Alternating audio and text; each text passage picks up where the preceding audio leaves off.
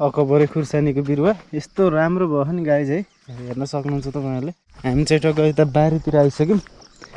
आज चाहिँ हाम्रो यो बिरुवा रोप्ने कार्यक्रम आजबाट चाहिँ निरन्तर रूपमा चाहिँ यस हाम्रो चाहिँ यो मल्चिङ जति पनि बनाइएको छ त्यो नभ्याइदासम्म चाहिँ हाम्रो अब कन्टिन्यू आजबाट चाहिँ रहनेछ है।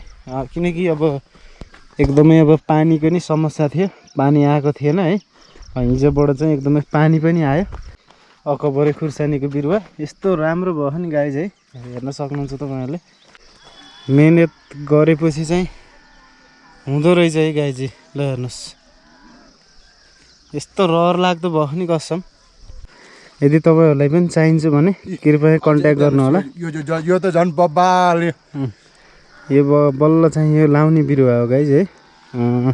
यदि तपाईँहरूलाई पनि चाहिन्छ भने हाम्रो यो चाहिँ फार्ममा यति धेरै बिरुवाहरू छ है। तपाईँहरूलाई जति चाहिन्छ त्यति लिएर जान सक्नुहुन्छ है त। ल गाइज है, हामीले चाहिँ यस्तो तरिकाले बिरुवाहरू राखिसकेका छौँ यस्तरी ड्याङड्याङमा, किनकि लगाउनलाई चाहिँ सजिलो हुन्छ नि त त्यो कारणले। लगाउनु चाहिँ कसरी भन्नुहुन्छ भने यसलाई चाहिँ टक्क यो हामीले चाहिँ पानी हालेर भिजाइसकेका छौँ।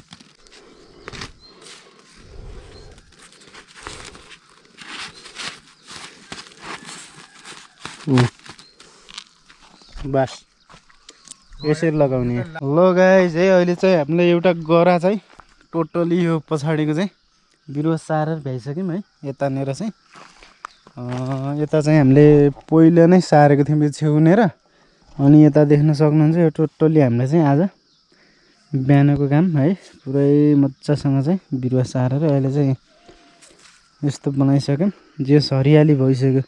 अब यसलाई चाहिँ हामीले पानीहरू दिने होइन, अब गर्न छ पानीहरू दिन पर्यो। अनि त्यसपछि चाहिँ हाम्रो अब यहाँभन्दा माथिको गरालाई चाहिँ अब एकछिन पछाडि चाहिँ हामीले पानी हालिसकेपछि फेरि त्यसमा पनि हामीले बिरुवाहरू चाहिँ रोप्छौँ है।